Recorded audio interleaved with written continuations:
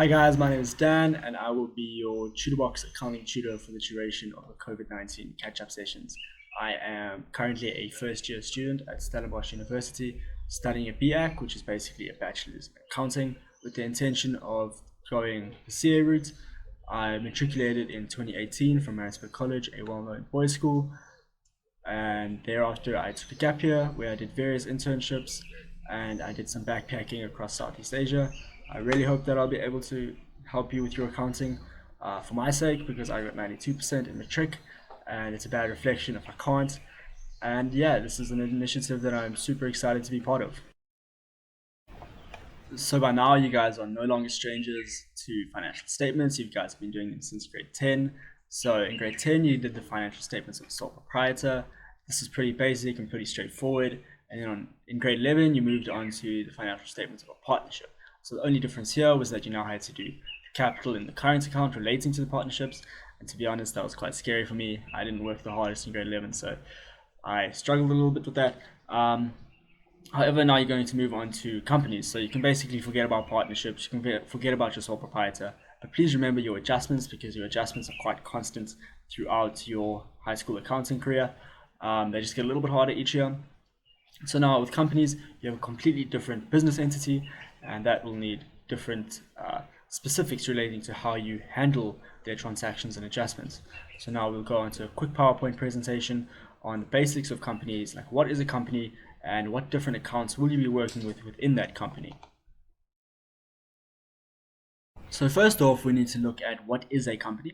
So the definition that I have from Investopedia says a company is a legal entity formed by a group of individuals to engage in and to operate a business enterprise.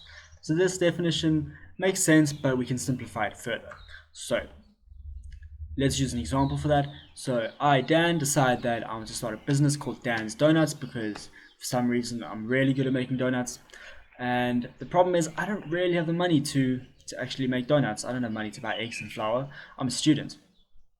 So I ask you guys to give me some money so that I can start my business, and in exchange for you giving me money, I'll give you a piece of paper that says you own X amount of my business, and we can divide that into however many pieces we like. There can be as many shareholders in a business as possible. And basically, if this business does well, you guys will end up making money. However, if my business flops miserably and cops don't buy my donuts, then I will unfortunately not be able to give you as much money as you guys gave me back at the end of the day, or whenever you decide that you want your money back from me. So a company is a legal identity or a legal entity that is separate to the owners, and the owners in this case are the shareholders, which is you guys. So this basically means that it is its own personality. It's a fake person. So when it comes to people being sued, they can't, or the company being sued, say Dan's Donuts decided to poison random people for some reason, they now will sue the company, and they cannot sue Dan for the poisoning of the donuts. And this also means that they can't sue you, who are part owners of this business. And that basically is what it means when we say that the legal entity is separate. And then companies are separated into two categories. So you get private and you get public companies. So first off, we'll start with public companies. So public companies are companies that are listed on a stock exchange. So in the case of South Africa, we have the JSE, which stands for the Johannesburg Stock Exchange, and we have various companies like Naspers. We have all our big banks like Standard Bank and Nedbank, and you have like all your pharmaceutical companies like Descom and Clicks and whatever. And then we have private companies. So private companies operate in their own realm, in a sense, and you have to be invited to be a shareholder in this private company. You can't just list on it publicly. And then the next bit of information, we say companies have limited liability. So you as a shareholder will give me 10 Rand if I utilize that whole 10 Rand in capital and I somehow manage to make my business a flop. That means that you will only lose up to the amount of money that you gave me. So the maximum amount of money you can lose is 10 Rand, and you cannot lose any more money than that. Okay, so this slide shows you exactly what you need to know in terms of the CAPS syllabus curriculum. So you'll need to be able to define and explain the following accounting concepts unique to companies. So the first point is companies. So public and private companies, you need to be able to differentiate between the two. So public companies are companies that are listed on a stock exchange. In South Africa, that is the JSE, or the Johannesburg Stock Exchange. And anybody may buy shares in public companies. And then private companies are companies that participate in their own realm in terms of business, and you have to be invited to buy shares in a private company. Then we have the Companies Act. So all companies have to abide by this act, and this is just a regulation that all companies have to follow. Then you have the Register of Companies. So you will approach the register and you will say, hey, I have this really cool idea. I want to start this company. And you'll have to complete some documents, and then you'll get a registration certificate. However, you cannot officially start your company until you have signed the Memorandum of Incorporation Act. The next thing is our income tax and our provisional income tax. So all companies have to pay tax towards SARS. SARS is the government institution that deals with tax in South Africa. And income tax will be paid for the duration of a financial year, and we will touch some adjustments on income tax in the second part of this lesson. Next we have dividends. So dividends are basically money that is paid out to shareholders who own shares in a company, and it's basically just a thing that says, hey, thank you for being part of our company and for owning shares in our company. And we get two types of dividends. You get the interim dividend and you get the final dividend. I will touch on this in the second part of the lesson as well. Then we have shares. So shares are just pieces of the company that people can buy. And when you buy shares, you will get a piece of paper that says you own XYZ amount of a certain company. Then the issue price. So this is the initial price that shares are offered at by a company. So when shares decide to go public, or when they are first listed on a exchange, they will have an issue price. So this is just a valuation of the company, and that is the first price that shares will go for. Then we have earnings. So earnings are just the profits that companies make from their operations. Shareholders are you guys that are part of Dan's Donuts. Then we have directors. So directors are people who run and manage a company, and they are the bigwigs. Then you have auditors. So all companies are required by law to be audited. Whether you are public or whether you are a private company, public companies have to publish their financial statements, and private companies do not have to publish their financial statements. However, they must still be audited. The next term is limited liability. So limited liability means that you cannot lose more money than you have put into a company. So for example, if you put 10 Rand into Dan's Donuts, you may not lose more than 10 Rand. 10 Rand is the maximum amount of money that you can lose. Separation of ownership from control. This basically says that your company is a financial entity or a entity that acts separate to the owners. And this means that it can be tried and tested as a person.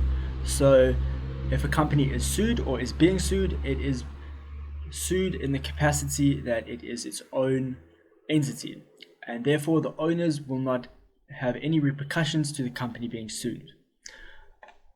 Retained income. So this is income after we have taken away our dividends paid out to shareholders, as well as income tax.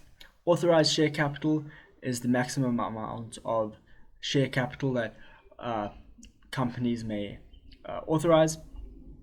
So at the beginning of a company's life, they will state what the maximum amounts of shares they will issue throughout the lifetime of the company. And then issued share capital is the number of shares, or the number of shares multiplied by the share price of a company, and this is the amount that is currently in issue at any point in time of that company. And then Johannesburg Securities Exchange, or this Johannesburg Stock Exchange, is just the platform that public companies are listed on in South Africa.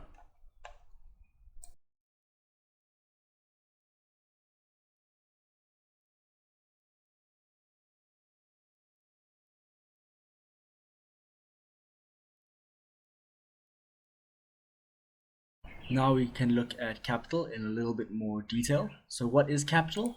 Capital is money received from the issue of shares.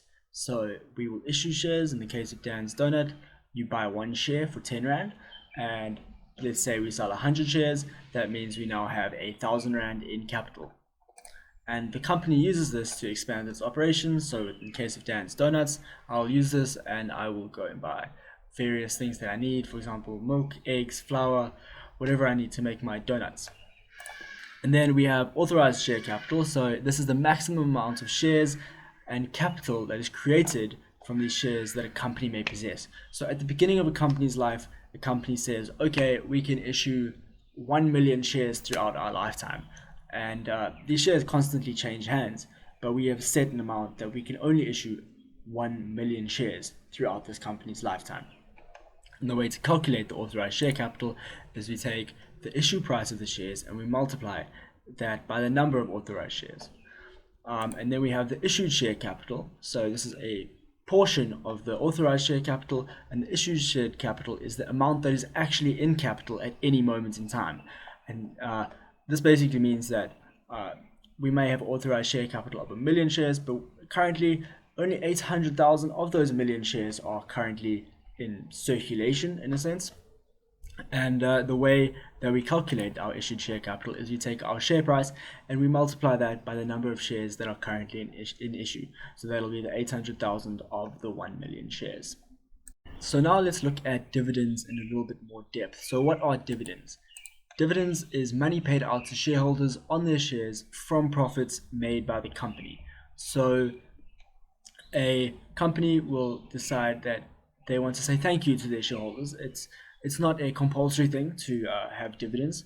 And let's say, for example, Dan's Donuts says, yes, I want to give you guys a dividend, and your share price is 10 Rand, and I say, oh, perfect, I think I can give you a dividend of 30% on every single share that you guys have of ours. And it's basically just extra money that goes into your pocket at the end of the day.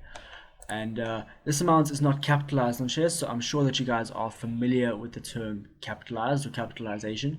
So this basically means that the amount is separate to the shares, so it doesn't get added onto your share amounts. But so basically it'll just go into your bank account at the end of the day, or it'll just start pooling up there, and it doesn't actually count towards your shares.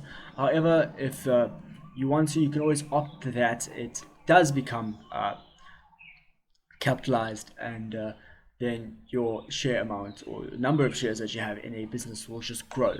And then there are two types of dividends. So the first type is your interim dividend. So this is your dividend for the first 6 months of a financial year, and we will pay this dividend in our current financial year to our shareholders that are part of the company. And then the second type of dividend we have is our final dividend. So this is the dividend for the last 6 months of the financial year.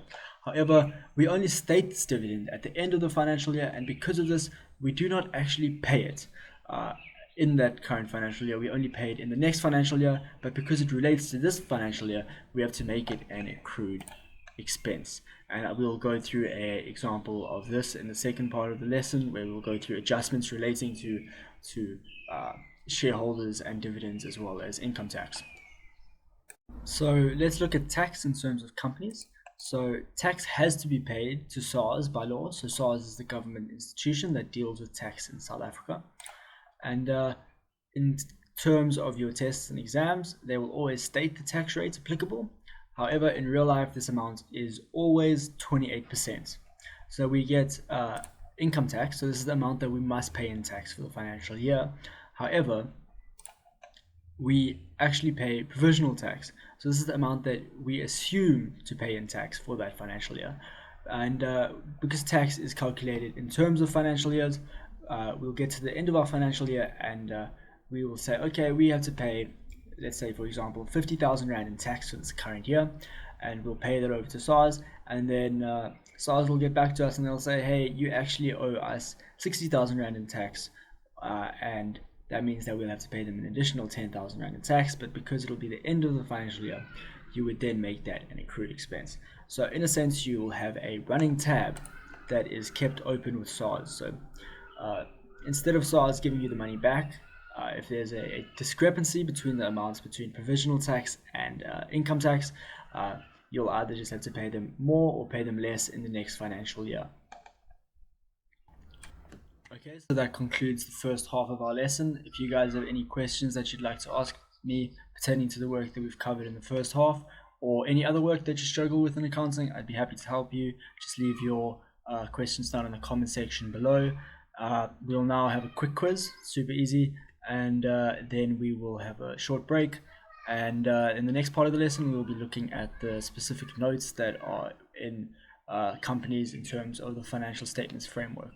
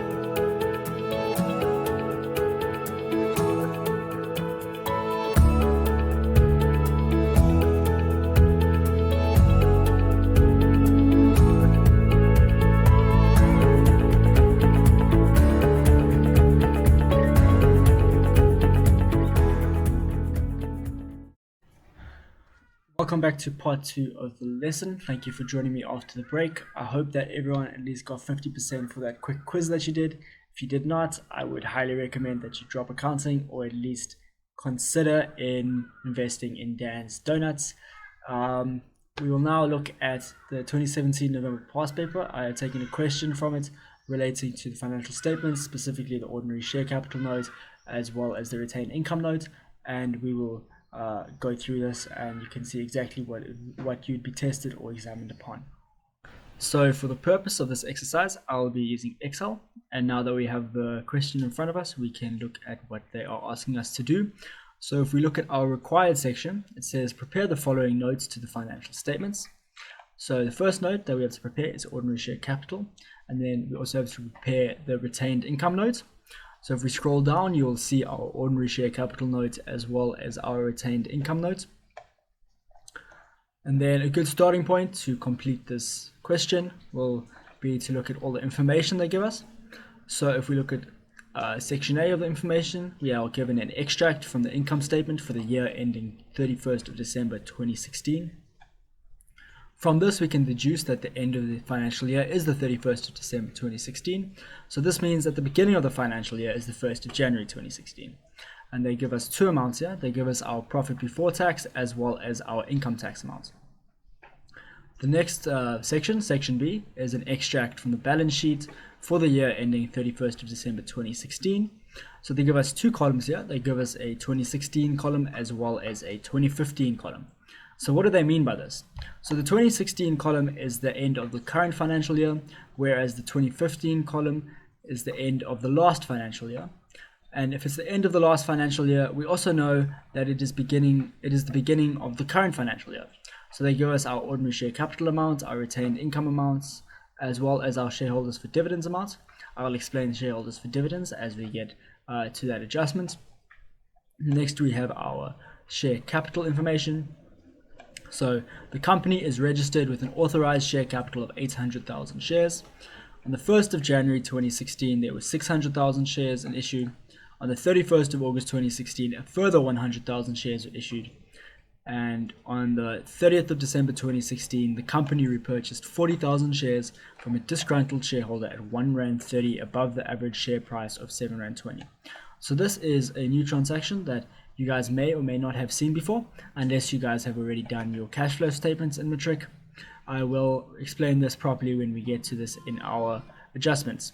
Next, we are given some information that pertain to our dividends.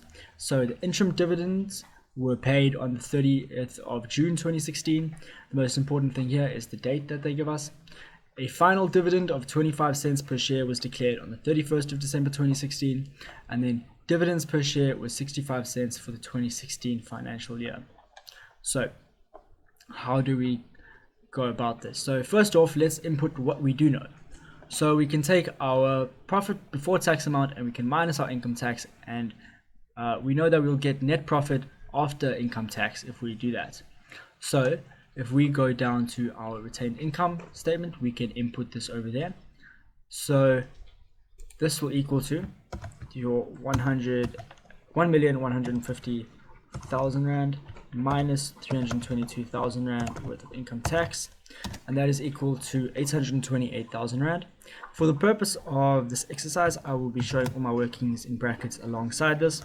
So it was 1,150,000 Rand, I think, 1, 2, 3, yeah, I think that's right, minus 322,000 Rand. Let me just split this up so it's easier to read. Okay, perfect. So now we can go up and get our next piece of information, which is the extract from the balance sheet. So we have our closing balances for our financial year as well as our opening balances for the financial year. So ordinary share capital, we can just go straight ahead and input these. So the closing balance is 4,752,000 Rand. So if we go to our ordinary share capital note, we can input 4,752,000 Rand. Why is that 7 million? Sorry, 4 million. Oh, okay. I'll just complete the whole thing. 4,752,000 Rand. And that is inputted at ordinary shares at the end of the financial year. And at the beginning of the financial year, the amount is 4.2 million. So we can input that over there. And then we are given the same information pertaining to our retained income. So the closing balance for the end of the year is 637,000. So we can go down and input that at the balance of at the end of the year for our retained income. And we can, sorry, apologies. Then we can go up and do the same for the closing balance, which is 276,000 Rand for the closing balance. So that will be the opening balance of the current financial year, so 276,000 Rand. So next up, we are given shareholders for dividends. So I will have to explain a concept to you so you guys can understand shareholders for dividends. So when a company pays a final dividend or declares a final dividend, they declare this at the end of the financial year. But because they declare this at the end of the financial year, it means that they're only going to pay it in the next financial year. Therefore, it is relevant to the current financial year's books, but we haven't actually paid any money towards it. So what do you do in that sense? You create an account called Shareholders for Dividends. Shareholders for Dividends is in line with the GARP principle of the matching concept, which I'm sure you guys have done in grade 10 and in grade 11, and you'll be doing it throughout grade 12 as well. So Shareholders for Dividends, in a sense, is an accrued expense. However, you do not put this under your accrued expenses. It'll be in its own part of the trade and other payables account. So we know that this 175,000 Rand is now the final dividend. So if we scroll down, we can go to our retained income note and we can put this as our final dividend. And now we can move on to the next bit of information that we are given. So this is the section C, share capital. The company is registered with an authorized share capital of 800,000 shares. This is super simple. You go to authorized share capital, input 800,000 shares, and that's it. Okay, next bit of information that we have, on the 1st of January 2016, there were 600,000 shares in issue. So this is also super straightforward and simple. Go to issued share capital, ordinary shares at the beginning of the financial year, and you can put 600,000 shares in there. Then on the 31st of August 2016, a further 100,000 shares were issued. So we can scroll down to our ordinary share capital note, and we know that there were 100,000 shares, and these are ordinary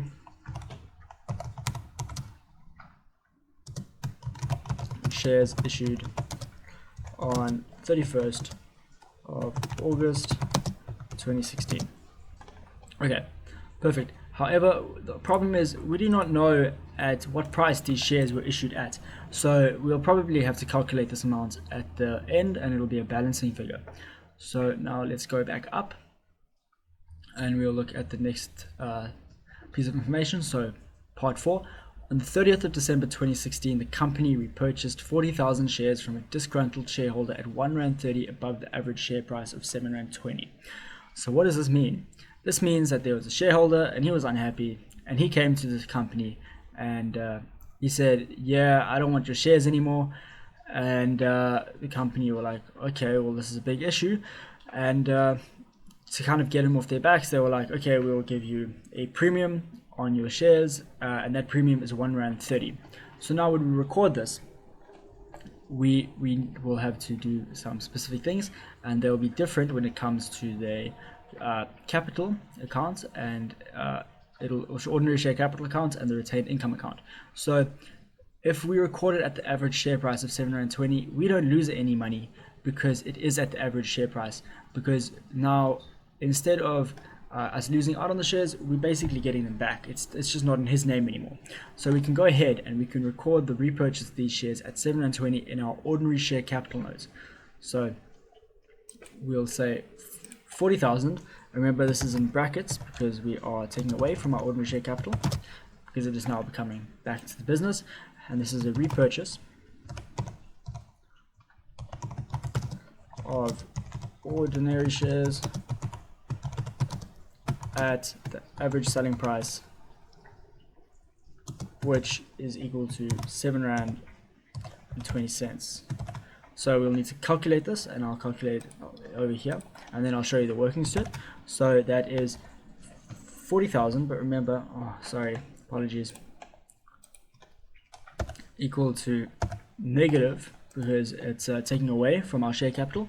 So it's 40,000, and we're going to multiply that by R7.20, and that is I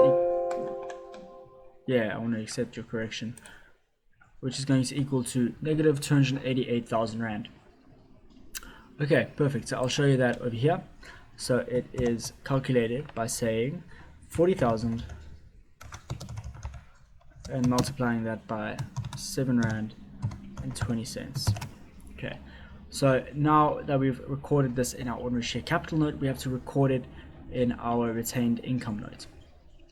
So because it's at an average share price of 7 Rand 20, and we bought them back at 1 Rand 30 above the average share price, we lose any money that is above the average share price. So we will record this in our retained income statement, and this is taken away from our profits as a company. That's why it's in the retained income statements, and because it's above the average share price, we will make this a negative amount because we are losing money. So we'll go to our retained income account, and we'll say repurchase of 40,000 ordinary shares at 1 Rand 30 above average share price. Okay, and the way we calculate this is we're going to say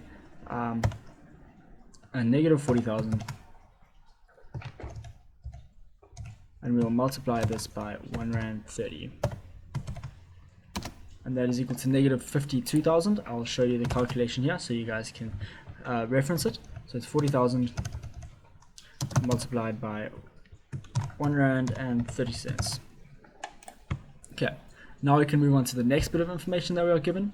So interim dividends were paid on the 30th of June 2016. So as I said earlier, the most important thing about this is the date. So we need to figure out how many shares we had in issue on the 30th of June 2016. So if we scroll down into our issued share capital, which is kind of a log of how many shares we had at what point in time, we can see that we started off the year with 600,000, and then the next transaction to take place was ordinary shares issued on the 31st of August. So we know that because these were only issued on the 31st of August, that we had 600,000 shares in issued when we declared the interim dividend on the 30th of June 2016. So if we scroll down, we can do the calculation for our interim dividend, or the start of our calculation for the interim dividend. So that is 600,000, and that'll be multiplied. But we do not know what the interim dividend was. We have to calculate the interim dividend. So we have the information 2 and 3 here. So 3 says that dividends per share were 65 cents for the 2016 financial year. This means that total dividends per share for the year was 65 cents for the financial year. So that includes your interim dividend as well as your final dividend. So you can work back from that.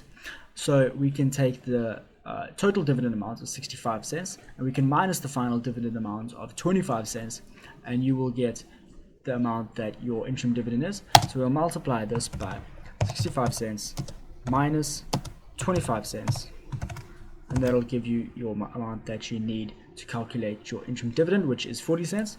So over here we can do the actual calculation. So that'll be 600,000, and that'll be multiplied by 40 cents. Sorry, it is cents. I need to fix this. So that'll be 240,000 Rand, and then we total up our interim dividends. So that'll be equal to, our interim and final dividend will equal to a negative number, because dividends take away from your retained income, and that will be your interim dividend and your final dividend, and that is equal to negative 415,000, and that is your retained income statement done. Next, we just have to finalize our ordinary shares issued on the 31st of August 2016. So we don't know what price they issued this at, so we'll have to work backwards. So this is equal to taking your total amount at the beginning of your financial year, at the end of your financial year, which is 4,752,000 Rand, and then you will minus your ordinary shares at the beginning of the financial year, and then you will add, but because we're adding, we have to minus, so you'll minus your repurchase of ordinary shares, and that'll give you your ordinary shares issued on the 31st of August 2016. So that is equal to 840,000 Rand, and I'll show you the workings over here in brackets. So it'll be 4752 minus 4.2 million,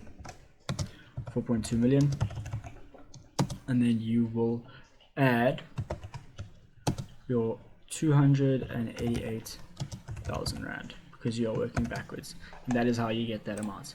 And that is how you will do your ordinary share capital and your retained income notes in your tests and in your exams. Thanks for joining me in today's lesson. I hope that I was able to teach you guys something. In the next lesson, we'll be looking at financial statements and adjustments specifically in financial statements.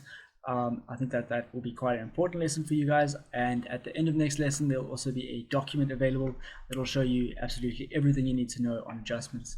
And it'll show you exactly how to do all the adjustments that they could possibly ask you in matric.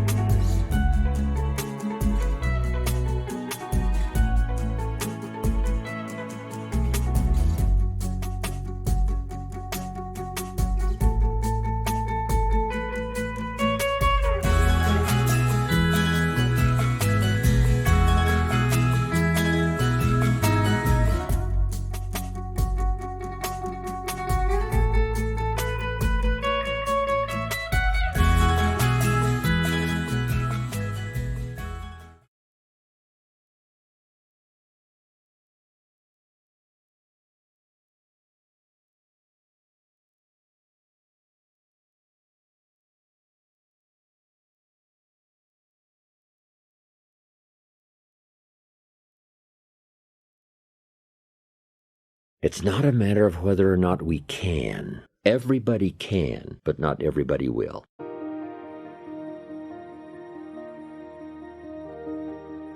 How to turn nothing into something. How tangible are ideas and imagination?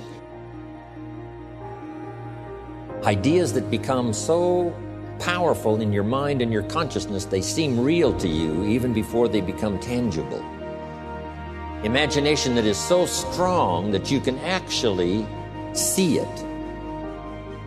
You can actually see it. If somebody cannot see it when it is not here, then it will never be here. Start looking into the future of what you would like to accomplish, where you would like to go, the person you would like to be. Decide what you want, and then act as if you already had it. And that is to believe that what you imagine is possible for you. So the first step is to imagine what's possible. Second step, to believe. Now here's the third step, and that is to go to work and make it real.